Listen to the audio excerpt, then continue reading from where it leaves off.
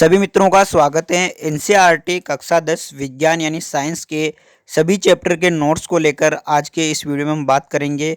ये पीडीएफ आपको कहाँ से मिलेगी इसको लेकर भी बात करेंगे और पूरे कंप्लीट जो नोट्स हैं ना उनको डिटेल से मैं आपको बताऊंगा, तो वीडियो को अंत तक ज़रूर देखें। सबसे पहले मैं बात कर लेता हूँ कि ये पीडीएफ आपको कहाँ से मिलेगी। अगर आपको अच्छी लगे तो आप ज़रूर ये जो व्हाट्सअप नंबर है इन पर मैसेज करें, वहाँ से आपको ये पीडीएफ मिलेगी, कंप्लीट पीडीएफ मिलेगी। पूरे नोट्स हैं, केमिस्ट्री, फिजिक्स, बायोलॉजी, एनवायरनमेंट सबके नोट्स कंप्लीट है इसमें। इन नंबर पर आप मैसेज करेंगे, वहाँ पर हमारी टीम आपसे संवाद करेगी, बातचीत करेगी, आपको डेमो भी वहीं पे देगी। सब कुछ करके आपको वहीं से नोट्स प्राप्त करने हैं। तो ये व्हाट्सअप नंबर है, इस पर आप मैसेज करके नोट्स प्राप्त कर सकते हैं। चलिए अब हम नोट्स को डिटेल से देखते हैं।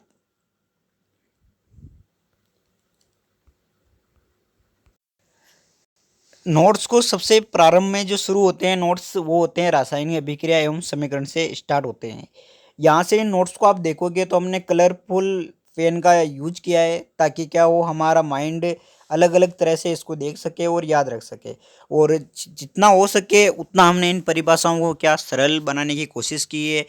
जैसा कि आप परिभाषा को पढ़ के देख भी सकते हो, और उसके नीचे ही हमने उस अभिक्रिया को भी लिखने की कोशिश की है ताकि विद्यार्थी को अलग अलग बुक ना उठानी पड़े। अब जैसे कि ये रासायनिक अभिक्रिया है तो रासायनिक अभिक्रिया की सबसे पहले हमने क्या कर दी, उसकी लैंग्वेज लिख दी।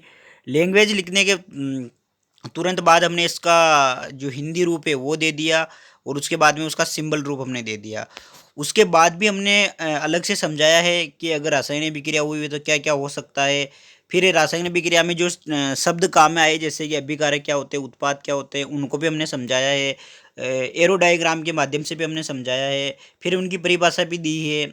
फिर उनके नीचे ये बना के सब समझाया है। देखो जो रासायनिक समीकरण होती है वो क्या होती है, रासायनिक समीकरण को संतुलित करना, हर एक टॉपिक को हमने काफ़ी अच्छे से सरल लैंग्वेज में समझाने का प्रयास किया है। आप इन नोट्स को पढ़ोगे तो आपको ये बहुत अच्छे लगेंगे।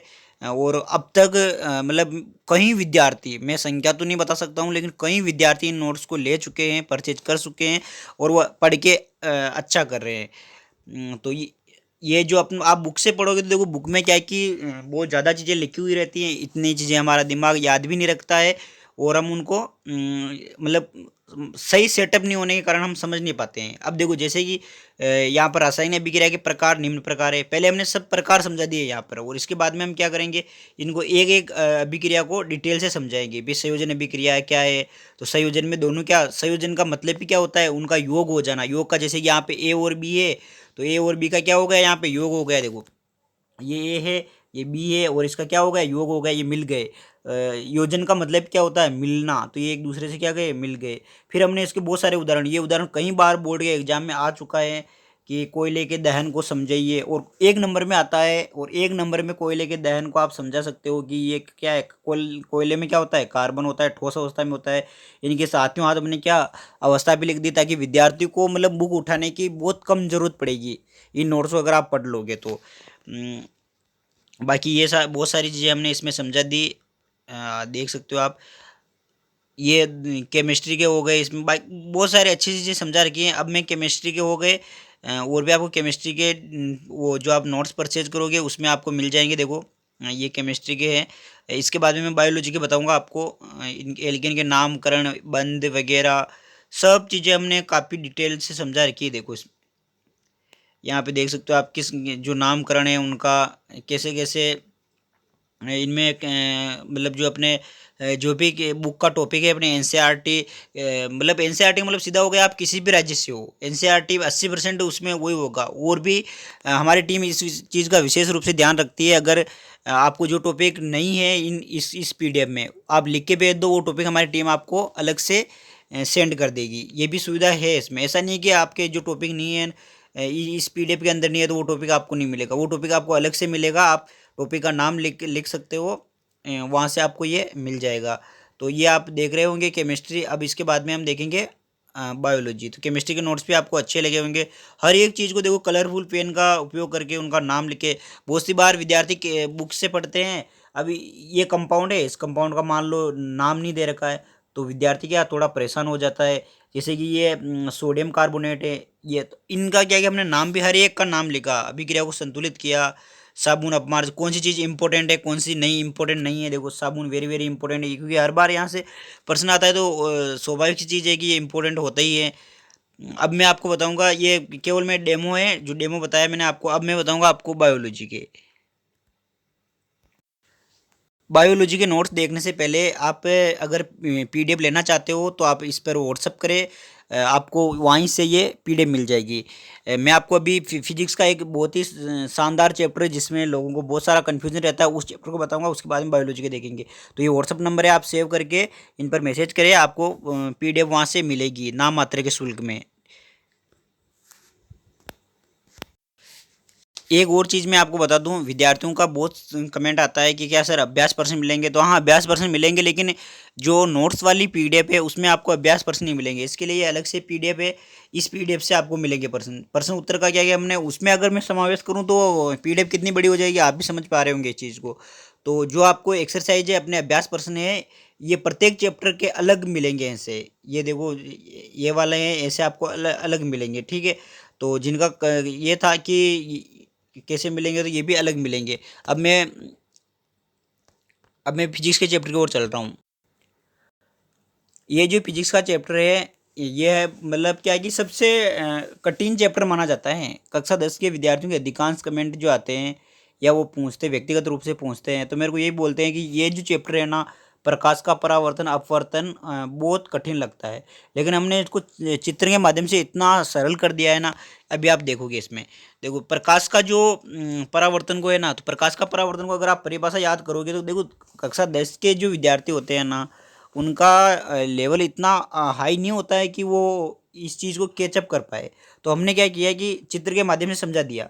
चित्र के माध्यम से जो हमने चित्र में यहाँ बताया है ना, ये चित्र जो बनाया है ना, उसी के आधार पर आप अपनी लैंग्वेज सेट कर सकते हो। बहुत आसान है कि जब कोई प्रकाश, ये क्या है, अपना समतल दर्पण है, इसकी सतह पर आएगा मतलब टकराएगा और वापस उसी दिशा में चला जाएगा, इससे हम क्या बोलते हैं, परावर्तन बोलते हैं। तो अब देखो, ये प्रकाश का परावर्तन की परिभाषा भी ये लिखी भाई, जब प्रकाश की किरण किसी समतल दर्पण मतलब पॉलिश किया हुआ होना चाहिए पृष्ठ पर गिरे पड़ती है, तो क्या हो जाती है सतह से। हमने मतलब लैंग्वेज भी सरली इस्तेमाल की है, इतनी ज़्यादा हाई फाई लैंग्वेज का इस्तेमाल इसमें नहीं किया गया है, ताकि विद्यार्थी क्या अच्छे से समझ सके। फिर इसके नियम क्या क्या होते हैं वो समझा दिया। वो समझाने के बाद इसके नियम को भी हमने चित्र के साथ समझाया, ताकि विद्यार्थी को किसी प्रकार की कोई दिक्कत ना हो। और फिर गोलीय दर्पण वगैरह आते हैं, तो गोलीय दर्पण की देखो क्या क्या होती है भाई, इसमें परावर्तक वगैरह, मतलब ये ऐसे नोट्स हमने तैयार किए कि बिना टीचर के भी विद्यार्थी पढ़ेगा तो उसको बहुत अच्छे से समझ में आ जाएंगे। फिर उनकी परिभाषा वगैरह जो भी अपने बुक में है ना, ये छोटी छोटी परिभाषाएं कभी एग्जाम में पूछ ली जाती है। मुख्य अक्ष वगैरह क्या होता है, फोकस दूरी क्या होती है, फोकस दूरी के कभी कभी ऐसा भी प्रश्न आता है कि वक्रता त्रिज्या और फोकस दूरी में संबंध क्या होता है, तो ये भी हमें पहचानना जरूरी होता है यहाँ पे। फिर जो ये आभासी वगैरह सब जो भी दर्पण है, देखो इनको चित्र से समझाने का प्रयास किया था कि विद्यार्थी को किसी प्रकार की कोई दिक्कत नहीं आए। ये वो जो अपना अलग अलग प्रकार के जो टॉपिक है, उन सब टॉपिक को इसमें समावेशित किया है। ये पीडीएफ मैं हर एक विद्यार्थी को देता हूँ नोट्स के साथ में। कुछ ध्यान रखने योग्य बातें होती है जो अपनी बुक में भी लिखी हुई होती है। ये दर्पण सूत्र होता है, आवर्धन सूत्र, दर्पण सूत्र, सब इसको देखो अच्छे से समझाया है हमने। ये प्रकाश का अपवर्तन है, प्रकाश का अपवर्तन को काफ़ी अच्छी लैंग्वेज लिखी है इसमें। पहली बात तो आप थ्योरी पढ़ोगे, थ्योरी पढ़ते ही जैसे ही चित्र को देखोगे, इस चित्र से आपको कंप्लीट समझ में आ जाएगा भाई क्या हो रहा है क्या नहीं हो रहा है। भाई अब बहुत सी बार आपने सुना होगा ना कि पानी में रखी पेंसिल मुड़ी हुई दिखाई देती है, या पानी में रखी चम्मच मुड़ी हुई दिखाई देती है, उसका कारण क्या है, तो अपवर्तन है। उसको चित्र के माध्यम से हमने समझाया है। इसके नियम भी है, नियम भी हमने लिखे हैं। स्नेल का नियम भी इसी के दूसरे नियम के अंतर्गत आता है। फिर उस नियम को चित्र के माध्यम से समझाने का प्रयास किया है। और उसके बाद में जो उसका अपवर्तनांक क्या होता है, अपवर्तनांक अगर आप बुक से पढ़ोगे ना, तो 2 पेज भरे हुए हैं, 2 पेज में विद्यार्थी ये समझ नहीं पाता है कि इसमें से कौन सी चीज़ क्या है। जबकि अपवर्तनांक का मतलब होता है क्या, सीधा सा प्रकाश की चाल सबसे अधिक निर्वात में होती है। निर्वात का मतलब क्या होता है, जहाँ वात मतलब वायु, और निर्वात का मतलब जहाँ वायु नहीं हो उसे निर्वात कहते हैं। अंतरिक्ष जो है अपना निर्वात है, क्योंकि वहाँ पर वायु नहीं होती है, तो उसमें प्रकाश की चाल सबसे ज़्यादा होती है। और ये जो अपवर्तनांक है प्रकाश की चाल को माध्यम मतलब क्या करता है, प्रभावित करता है। कभी कभी प्रश्न ऐसा भी आ जाता है, देखो प्रकाश की चाल कितनी होती है, तो प्रकाश की चाल हमने यहाँ पे लिख दिया भाई 3 × 10⁸ मीटर प्रति सेकंड होती है, यानी कितना बोल 3 लाख किलोमीटर होती है, 3 लाख किलोमीटर प्रति सेकंड होती है। और अपूर्णांक क्या होता है, ये अपूर्णांक। अब इसमें से यहाँ से भी प्रश्न भी उठते हैं, देखो कभी कभी क्या है कि हमारा भाग्य साथ नहीं दे रहा हो, तो क्या होता है प्रश्न यहीं से उठते हैं फिर कि प्रश्न ये तो बहुत सी बार है, हीरे का अपूर्णांक कितना होता है। ये प्रश्न तो आप कंटेस्ट कर ही लेना, क्यों, क्योंकि प्रश्न काफ़ी बार आ चुका है। तो हीरे का अपूर्णांक ये होता है। कभी कभी वायु का पूछ लेते हैं, जल, बर्फ, ये कुछ 2-4 जो चीज़ें हैं, इनका क्या हमें अपूर्णांक याद रखना है। फिर गोले लेंस के बारे में समझाया, लेंस का अच्छा सा चित्र बनाया। उसके बाद में क्या, देखो वही लेंस वाला जो दर्पण वाला था, वही इसका क्या आ गया, लेंस वाला आ गया। और ये देखो चित्र कितने अच्छे से हमने चित्र के साथ समझा रखे हैं। तो ये पीडीएफ आपको नोट्स के साथ ही मिलेगी। जो मरीचिका है इसके बारे में बता रखा है ये, और अपने थोड़ा उच्च स्तरीय ज्ञान भी इसमें दिया हुआ है, ताकि विद्यार्थी को क्या कभी काम दे। तो चलिए अब हम फिजिक्स के भी देखें, हमने और भी दूसरे चैप्टर भी देखते हैं। अब हम बायोलॉजी के देख लेते हैं। बहुत से विद्यार्थियों के मन में ये डाउट रहता है कि बायोलॉजी के नोट्स कैसे है, तो बायोलॉजी के नोट्स देख लेते हैं। बायोलॉजी के नोट्स में ध्यान देंगे सब विद्यार्थी, ये लैंग्वेज लिखी हुई है, और लैंग्वेज के साथ में जो भी चित्र है वो चित्र भी इसी में समझाए हुए। आप पढ़ोगे तो आपको सब समझ में आ जाएगा। जैसे कि आर नाल के बारे में बात कर लेते हैं। आर नाल बहुत सिंपल टॉपिक है, और एग्जाम में कई बार आता है। तो आर नाल का क्या क्या चीज़ें हमें इसमें ध्यान रखने योग्य है, वही हमने इसमें लिखी है। किताब में बहुत सारे डिटेल दे रखी है, वो डिटेल सारी नहीं लिखी है। आर नाल के बारे में थोड़ा समझ थोड़ी लिख कर, इसके जो भाग है वो लिख कर, इसका चित्र बता दिया है, और इन चित्र की थोड़ी थोड़ी व्याख्या कर दी है। तो ये बायोलॉजी के नोट्स ऐसे हैं, देखो आप देख सकते हो इसमें। ये अपने श्वसन तंत्र के बारे में बताया है, यहाँ पर हर एक टॉपिक के बारे में समझा रखा है। ऐसा कोई भी टॉपिक नहीं, जो ये हृदय के बारे में बताया है हमने, ऐसा कोई भी टॉपिक नहीं है जो हमने छोड़ दिया हो। मानव उत्सर्जन तंत्र के बारे में बताया है, किडनी के बारे में बताया, उत्तक है, उत्तक के कितने प्रकार होते हैं, क्या क्या उत्तक, तंत्रिका उत्तक का चित्र बना के बताया है। तंत्रिका उत्तक ये वाला चैप्टर बहुत बड़ा है, ध्यान रखना। हमारे प्रतिक्रिया वगैरह सब कुछ इसमें, माइंड माइंड के कितने भाग होते हैं, हर एक माइंड के भाग के बारे में अच्छे से समझा रखा। जो जो मतलब बहुत शॉर्ट किया है मैंने, ध्यान रखना इसमें। तो ये देख सकते हो आप बायोलॉजी के नोट्स। बायोलॉजी के नोट्स में भी चित्र सहित मैंने ग्रंथियाँ वगैरह, जीव जनन कैसे करते हैं, सब कुछ बता रखा। और ध्यान देना, इसमें चैप्टर वाइज भी हम आपको भेज सकते हैं नोट्स, चैप्टर वाइज भी अवेलेबल है हमारे पास, और पूरी पीडीएफ भी अवेलेबल है। दोनों जैसे आपको सुविधा हो वैसे हम इसको आपको प्रोवाइड करवा सकते हैं। नर जनन तंत्र, मादा जनन तंत्र का चित्र सहित हमने व्याख्या कर रखी है। इसमें यही पूछा जाता है इसमें भाई, इसके भाग के बारे में कि कौन कौन सा इसमें भाग होता है, उसी को लेकर एग्जाम में क्वेश्चन आते हैं। तो ये चित्र वगैरह, मादा जनन तंत्र के जितने भी ये पार्ट्स हैं, इन पार्ट्स को हमने अच्छे से समझा दिया है। बाकी जो भी अपने टॉपिक है, अनुवांशिकता, अनुवांशिकता के जो पार्ट अलग 2 भागों में समझा रखा, तो हमने भी 2 भागों में समझा दिया है। मेंडल ने जो प्रयोग किए वो बता दिए। इनको आप पढ़ोगे तो आपको सब कुछ समझ में आ जाएगा ये। तो ये अपना वो जो चैप्टर में बता रहा था, वही वाला चैप्टर है जो सबसे डिफिकल्ट माना जाता है। उसको हमने उस चित्र में क्या कर दिया, सरल करके बता दिया। ये अपूर्णांक वाला लेंस, तो आप देख रहे होंगे कि बहुत अच्छे से समझा रखा, और आपको समझ में भी आ रहा होगा। पढ़ोगे तो और ज़्यादा समझ में आएगा। ये लेंस वाला चैप्टर है। मानव नेत्र के बारे में समझा रखा, देखो मानव नेत्र का चित्र सहित हमने वर्णन कर रखा है। और ये दोष है, मानव में जो दोष के बारे में बता रखा है। ये अपना श्वेत प्रकाश का 7 रंगों में जो विभाजन होता है उसके बारे में बता रखा है, भाई कैसे विभाजन होता है। इसकी थ्योरी भी लिख रखी है, विचलन कोण वगैरह। ये इसको भी देखो, ठीक है, मेरे हिसाब से काफ़ी अच्छे से समझा रखा। आपने देखा होगा, आपको भी अच्छे लगे होंगे। इंद्रधनुष बनती है, इंद्रधनुष का कैसे बनना, भाई ग्रह तो नहीं टिमटिमाते हैं जबकि तारे टिमटिमाते हैं, ऐसा क्यों होता है, उसको भी समझा रखा है। टिंडल प्रभाव बता रखा है। आकाश का रंग, ऐसे प्रश्न कभी कभी हमारे क्या है कि एग्जाम में भी आ जाते हैं ना। जनरल नॉलेज के लिए भी ये जरूरी है कि आकाश का रंग नीला ही क्यों होता है, काला क्यों नहीं होता है, अंतरिक्ष से आकाश काला दिखाई देता है, सूर्य की आभासी स्थिति का। फिर ये चैप्टर नंबर 11 है विद्युत परिपथ। विद्युत परिपथ को हमने बहुत अच्छे से समझाया, देखो हर एक को चित्र सहित समझाया। फिजिक्स में और बायोलॉजी में चित्र का हमने ज़्यादा से ज़्यादा प्रयोग किया है, ताकि आप क्या अच्छे से समझ पाओ। ये हमने सारणी भी दी है, विद्युत सेल का सिंबल क्या होता है। कभी कभी तो सिंपल सिंपल प्रश्न ऐसे भी आ जाते हैं कि विद्युत सेल का संयोजन कौन सा है, इसमें बहुत कन्फ्यूजन रहता है, बच्चों को ध्यान रखना। जो खुली जो होती है ना कुंजी, वो इसमें डॉट नहीं होता है, और बंद कुंजी में डॉट होता है। जो अपनी कुंजी होती है यानी स्विच, और तार की संधि कैसे होती है इसको भी चित्र से समझा रखा। ये भी सिंबल जो है ना, ये सिंबल कभी कभी एग्जाम में आ जाते हैं, ध्यान रखना। विद्यार्थी इनको ज़्यादा फोकस नहीं करता है, लेकिन ये क्या है कि एग्जाम में कभी कभी आ जाते हैं। जब आते हैं तब हमारी हवा निकल जाती है एक ही बार में।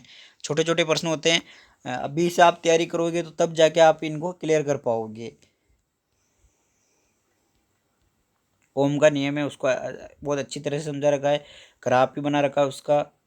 और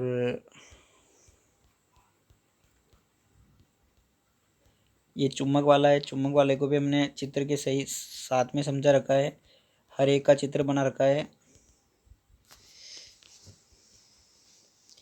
ये फ्लेमिंग के जो वामनास्त्र नियम है, घरेलू परिपथ है, हमारा इन्वायरमेंट है, इसमें जैविक घटक है, जैविक घटक इनको भी हमने उपभोक्ताओं को भी सारणी के माध्यम से समझाने का प्रयास किया है। ये खाद्य श्रृंखला है।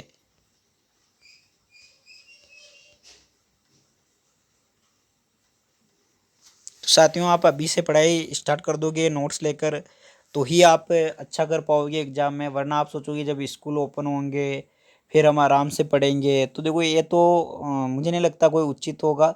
आप अभी से नोट्स को लीजिए, और हो सकता था आप प्रिंट निकलवा ले। मैं तो अगर आपकी जगह होता तो इनको क्या थोड़ा बहुत देखो खर्च पैसे लगते हैं, लेकिन मैं जहाँ तक होता इसकी पीडीएफ निकला के इसको अच्छे से पढ़ता, जो इम्पोर्टेंट होता वहीं पेन से मार्क करके इम्पोर्टेंट कर लेता, और काफ़ी मतलब पढ़ के अच्छी तैयारी करके विज्ञान में 100 नंबर लाने का प्रयास करता।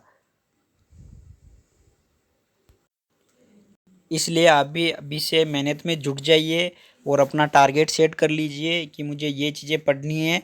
और जो भी पढ़ो उनको अच्छे से पढ़ना, बार बार पढ़ना, जिससे चीज़ें याद होगी और आप एग्ज़ाम में उनको लिख के भी आओगे।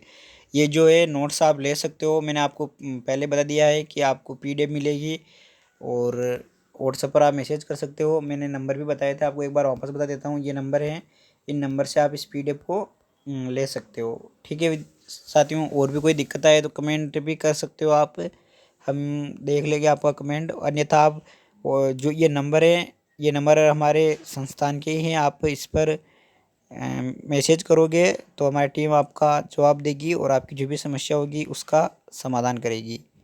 ठीक है साथियों, अच्छे से पढ़ाई करना, मन लगा के, और अच्छे अंक प्राप्त करना। धन्यवाद।